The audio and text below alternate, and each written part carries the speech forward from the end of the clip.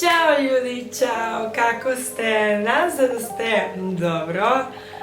Bukvalno ne sećam se kako da snimim video, ali trudit ću se i daću sve od sebe da ovaj video može da ispali na kraju lijepo, pošto bukvalno jedva sam čekala da snimam ovaj video. Ne ovih dana, nego od kad sam počela na YouTube. Uvijek sam gledala te vrste video kad neko priča kako je organizovao svadbe i ja sad ne mogu da verujem da sad je moj moment, sad ja mogu da snimam video da vam pričam kako ja sam organizovala svoju svadbu. Pre da počinjemo, bi voljela prvo da kažem hvala. Da kažem hvala sa sve lepi komentari koje smo dobili Uroš i ja. Ako me pratite na Instagram, da sad je najbolji trenutak da me pratite. Stavila sam pre par dana da mi šaljete neke pitanje vezano za svadbe i organizacije. Ovdje sam stavila neke od, da kažemo, najbitnije pitanje i eto. Ali da znate da ne pratim neki red, samo ću da odgovorim vaše pitanje i to je to. Ništa, mislim da možemo da počinjemo. Prva pitanja je da li su došli tvoji na svadbu? Pa naravno jesu, no mi je bilo drago pošto na početku u novembru kad me Uroš zaprosio i mislili smo kao ja, kad će da bude svadba, da li će moje da dođe, ali na kraju vidite sad, nije da polako situacija ide ka bolje, ali nekako ovi meseci svog leta i da kažemo možda zbog toga, malo su se upustile mere, ovdje ili tamo u Španiji isto, i hvala Bogu su mogli da dođu, pa eto, uživali smo i bilo mnogo lijepo. Vaša dekoracija. Ok, vaša dekoracija, ima 1000 pitanja vezane za dekoracije. Ok, vezano za dekoracije, pre nego da Uroš me zaprosio, ja sam znala da kad se udam, ko bi voljela da mi radi dekoracije, i to je svadbena Zvona. I odmah, od kad sam znala datum venčanje, sam njima zvala da vidim da li su slobodni, bili su slobodni taj dan i oni su radili dekoraciju moje venčanje. Goca je predivna žena, uglavnom ja sam se oduševila sam se sa njom. Oni toliko lepo rade. Uglavnom sad ću ostavljam ovdje njegov Instagram ili ovdje, ne znam gdje. I možete da vidite kako oni rade. Za mene bukvalno nije, pošto oni su radili mene dekoraciju, stvarno oni su najbolji. Oni za mene su najbolji. Ja sad se čuje veš mašina, ja se nadam da ovo neće puno da smeta. Ja se nadam da kroz ovaj video mogu neko da pomognem ako sad neka devojka ili neki momci ko zna organizuje svadbu, pa da može da nađe neke ljudi koje primjer reći svadbena Zvona, ne znam, moj fotografer, nemam pojma. Ovo nije ništa ovako sranja, ovo ja kad sam počela da organizujem svoju svadbu, probala sam da nađem neke video, neke na YouTube i našla sam, ali nije mi pomoglo ništa. Da budem iskrena, pa ja se nadam da za ovaj video mogu bar neko da pomogne. Idemo dalje. Da li si bila umorna posle svadbe? Mnogo sam bila umorna, izgubila sam glas. Nisam mogla da hodam lepo, bolela me glava 3 dana. Glas nema, izgubila sam tamo u Hayatu. Bukvalno ludilo, ali to znači da sam uživala. Da sljedeći dan sam bila kao najnormalnije, to znači da nisam uživala ni malo. Ali ja sam se toliko istrošila taj dan. Ja sam toliko igrala, pevala, nisam sela, ljudi nisam jela na svoju svadbu. Jela sam posle kad sam otišla gore u sobu i onda pitali smo Uroš i ja kao, jel može neko da nam donese neku hranu, mi nismo jeli, pošto nismo stali. Onda, da, odgovor je da, bila sam mnogo umorna. Sljedeća pitanja, jeste imali band, DJ, koji? Ok, da, imali smo band, nismo imali DJ i pre svadba, pre da kažemo ova žurka na sala, imali smo koktel. I na koktel smo zvali neke devojke koje sviraju violine i mislim da to je bilo baš elegantno. Bukvalno, bilo je fazom, bukvalno ne znam da li ste gledali serija Bridgerton, pa baš je bilo tako. I unutra, kad je počela ovako žurka, imali smo band. Band u pitanju je Progressive band i oni su skidali. Bukvalno sad sam se čula sa mnogo gosti posle je prošle nedelju dana i svi me kažu, Jenny, band je pokidala i sve bukvalno, ja sam oduševljena s njima, pevaju, imaju ogroman repertoar, naravno srpska muzika, sve to, ali isto mi se sviđa pošto imaju i na spanskom. I to mi je hit, to je mi bilo veliki plus, pošto naravno moja porodica je iz više Španije, naravno to znate. I mene je bilo lepo da oni imaju i da slušaju i da igraju nešto koje oni znaju, ne samo srpska muzika, nego da imaju malo sa njima. Koliko ti je trebalo da se odluči sa vjenčanicom? Eto, ja sam ovdje popisala kako ona devojka mi je pisala na Instagram, vjenčanica. Ok, koliko mi je trebalo? Pa, bukvalno ja sam znala koja vjenčanica ja želim. Ovo je malo duga priča, ali sad ću ovako kratko da vam kažem. Od kad imam 13 godina, ja sam otkrila svoj favorite dizajner, ona je Milanova. I ja sam sebe obećala, kao I promise myself, da kad se udam, moja vjenčanica bit će iz Milanova. I svaka godina bukvalno pa daj papir, ok, ne znam se.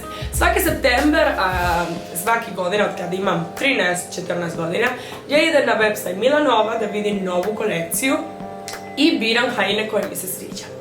Uroš me zaprosio u novembru, to znači da u septembru prošle godine ja sam gledala haljine nove kolekcije Milanova. To znači da kad Uroš me zaprosio u novembru, ja sam već znala koje haljine mi se sviđaju kolekcije i samo, eto, tražila sam ovdje u Beogradu i našla sam u House of White, to je salon venčanice koji ima 1000 opcije, 1000 dizajnera, bukvalno sad ću ovdje stavljati njegov Instagram. I mene oni su oduševljeni. Nema ovdje u Beogradu mnogo salonu koji imaju brand Milanova i kad sam njima našla, bukvalno srce me skočio. Ja sam imala dve venčanice i obe su bili brand Milanova i obe sam uzimala u House of White. Sljedeće pitanje kaže, šta ti se najviše svideo? Sve mi se svidio, bukvalno nemam ništa da kažem, nije pošto zvalo svoje venčanje, ali zvalo sve je bilo toliko organizovano, toliko lijepo, toliko da nema ništa da nije mi se svidjelo, ali ako moram nešto da kažem najviše, ja bih rekla energija, ja bih rekla ambijent koji smo napravili na svadbi. Bukvalno svi su živjeli, svi su igrali, svi su pevali, bukvalno i moja porodica koja ne zna srpska pesma i oni su pevali na srpskom, bukvalno to je bilo toliko magično, toliko čarobno, toliko prelepo, divno, da ja ne znam kako da objasnim. I sad vi ćete da mislite kao ja, pa to je svada, pa šta ćeš da kažeš?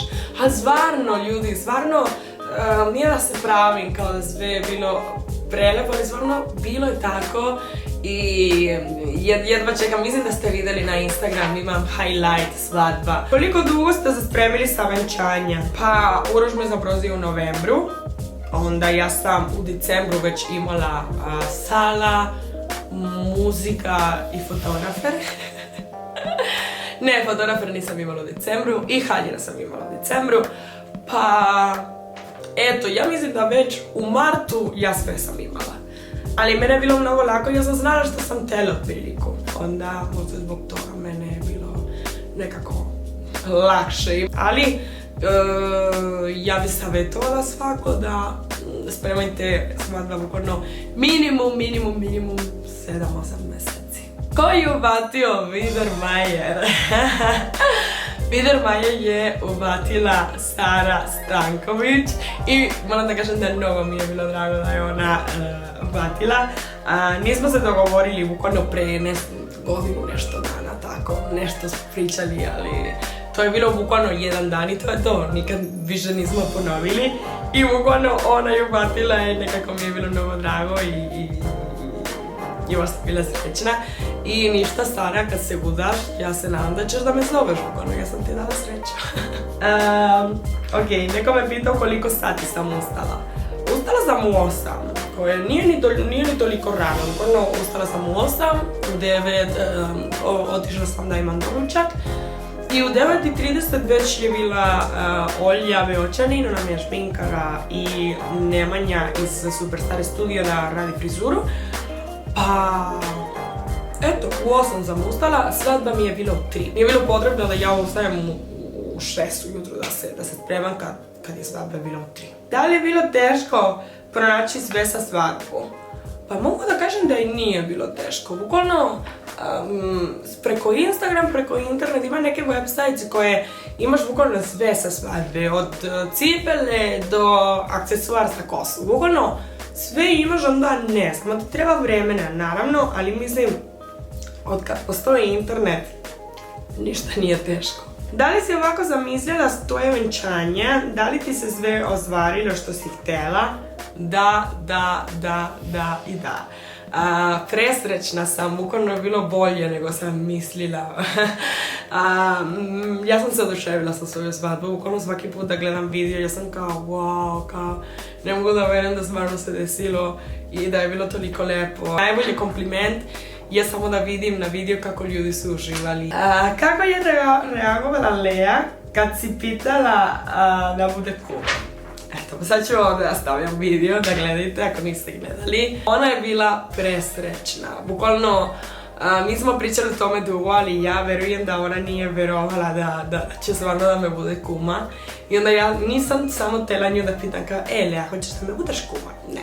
Tada sam nešto ovako lepo da radim i onda bukvalno ja sam nju saprozila kao da me bude kuma. I stvarno je bilo prelepo, ona je bila super srećna i naravno je rekla da. Malo se promenila svetlo, pošto nisam bila baš zadovoljna. Malo žuto sad, ali nema veze. Bolje žuto nego tamno. Ali mi je bio žao, pošto svadba nije bilo u Španiji. Pa nije mi bilo žao, bukvalno ja sad živim u Srbiji, radim u Srbiji. Moj život je u Srbiji. Pa onda mi je mnogo drago, pošto znam da ovo će da bude prva stvar od mnogo još lepe stvari koje će da se dešavati ovde. Onda, ne, baš mi je drago da je bila ovde. Možda neki dan napravit ću neki ručak tamo u Španiji, ali mnogo mi je drago da ova velika stvar je bila ovde. Sljedeća pitanja kaže, prva stvar koju si organizovala i posljednja.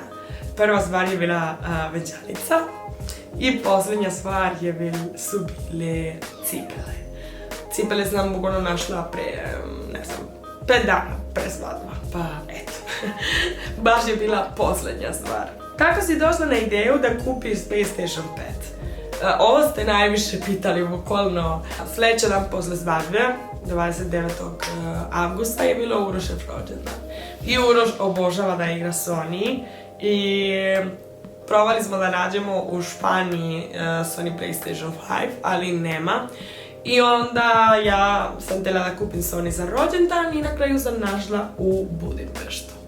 Pa eto, da znate, i dalje nema u Srbiji, ili možda ima, ali preskupo. Ok, koliko godina imaš kad si se udala? 25. Onaj čovjek koji te uveo u crkvu, je li ti to otac? Jeste, to je moj otac.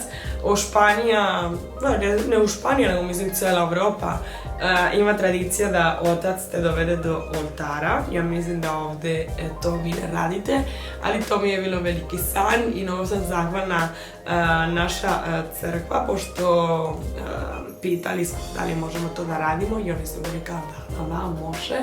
I no, mi je bilo lepo da oni su se trudili i da, kako se kaže, da mi ispuni san, pa hvala. Da li si bila pod stresom i brinula da će sve biti u redu? Pa ne, nisam imala ni malu tremu, to mnogo mi je žao, pošto ja sam htjela da osjetim te ovako, nema pojma. To da se osjeti kad imaš tremu i ja nisam osjetila ništa. Ja sam bila toliko mirna.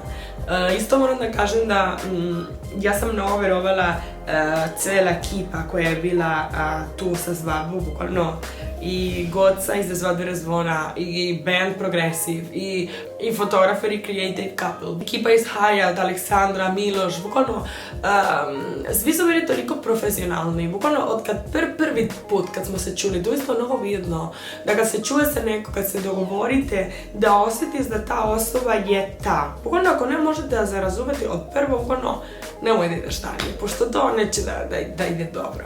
Kako možeš da radiš za neko koje se ne razumete, pa nema to smisla. onda ja od početka sa svima sam imala toliko lepa komunikacija, toliko smo se dobro razumeli, toliko kad je bilo nešto koje ja sam htjela da ne može, on nikad nije bilo kao ne može. Kao, ajde sad ćemo se trudimo, i na kraju može. Na kraju, pa Jenny, uspjeli smo. To je to. To je bukvalno razumevanje.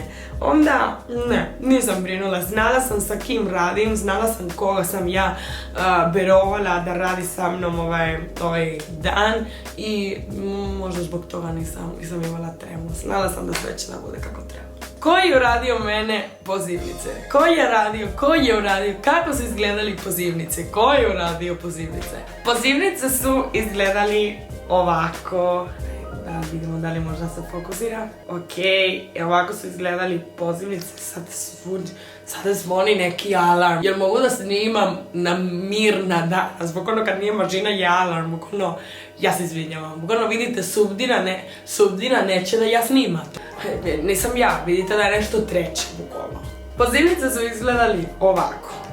Radiš ovako. I eto. Da. Uzimali iz pozivnice RS, oni su radili pozivnice i videla sam neki model koji oni su imali i imali su isti tekst. Pa onda, eto, uzimali smo, imamo ovdje naše ime, datum venčanja, mesto i stvarno izgleda preslatko. U pozivnici RZ imaju 1000 modeli, bukvalno imaš 3000 opcije i imaš elektronsku pozivnicu besplatno, koja je mnogo cool ako imaš neko koji živi daleko. Na primjer, mene to je mnogo pomoglo za moju porodicu u Španiji, da nisam mogla da šaljem ovako kao fizičku, pa sam poslala elektronsku pozivnicu i baš je bilo lepo i baš je cool da oni to ti daju besplatno. Nešto koje najviše ste pitali je situacija COVID. To je nešto koje bukvalno ima 3000 pitanja, onda ja ću sad da probam malo da izgovorim. Nama nisu napravili mnogo problem, jer kao znate mi smo napravili žurku u Hyatt. I Hyatt je bukvalno najveća sala u Beogradu. Ta sala, Crystal Ball, ima kapacitet sa 600 osobe. Mi smo imali, koliko smo imali, ja ne sećam se, 150 i nešto ljudi.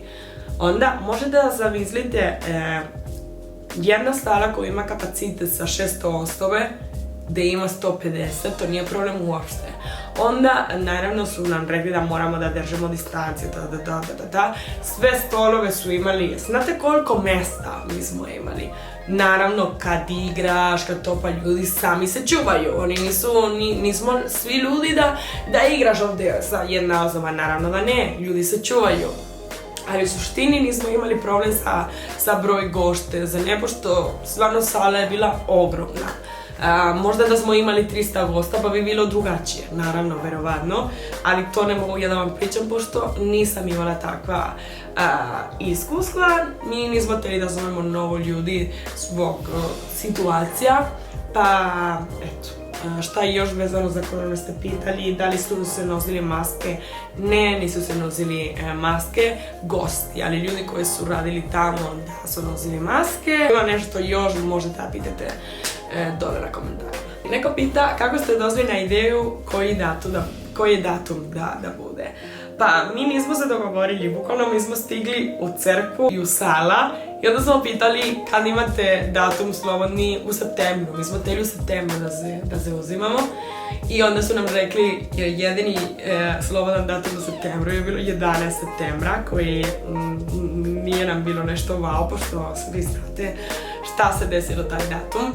I onda pitali smo pa posle toga oktobar će da bude mnogo kasno i onda pitamo kad ima slobodno možda onda u augusta i onda su nam rekli 28. augusta i onda mene je bilo sjajno pošto sljedeći dan 29. je bilo Urošev rođendan i onda pa tako smo se odlučili, bukvalno slučajno. Ok, neko pita koje sam nokte imala sa svadba, pa izvolite ljudi. Ove su nokte koje sam imala sa svadbe, nešto ovako klasično. Nisam htjela da bude nešto ovako dugo ili sad nekako boje. Ne, mislim da mlada mora da bude fina, korektna, basic. Imam celo godine da imam dugačke nokte sa 1000 boje, ali sa svadbu sam htjela da budem baš ovako lady fina. Naravno, to je moj ukus, to ne znači da ako imaš dugačke i crvene nokte za svadbu je loše. To je nešto da ja nisam htjela da imam, ali ako neko hoće, ja nemam ništa protiv, samo kažem ja po svoj ukus. Naravno, isto me pitaju sa prstem, dolazi na desnu ruku i možete da vidite ovaj prvo. Ovaj gore je koji je Uroš mene zaprosio i dole je Burma. Sa naj pitanja. Kako to se kaže? Pitanja koje ste najviše pitali. Kako se prezivaš? Koji prezive si uzela? Bla bla bla bla bla. Da li ćeš menjati Instagram? Ok.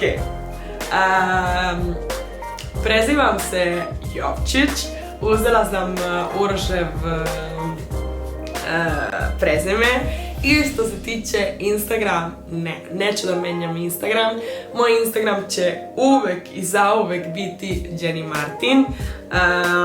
Mislim da svi me znate tako, mislim da moj identitet i svi me znate kao Jenny Martin Španjolka i onda ako menjam na Jenny Jovčić ili Jennifer Jovčić, kako god, pa mislim da neće biti isto. Bukvalno, od kad sam otvorila Instagram, uvijek je bilo tako Jenny Martin i tako će biti. I ljudi, mislim da to je to, završila sam.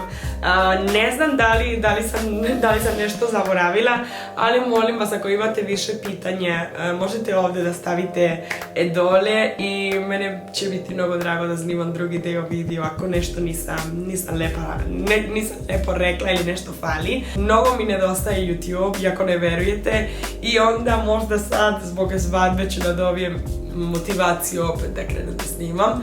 Plus, ovo je prvi put da snimam sa ovu kameru koju sam kupila kad sam otišla na Maldive i sad ću da vidim bukvalno kako izgleda kad snimam video na YouTube. Ništa ljudi, nadam se da ćemo da se vidimo uskoro. Ljubim vas i hvala što ste gledali. Ćao!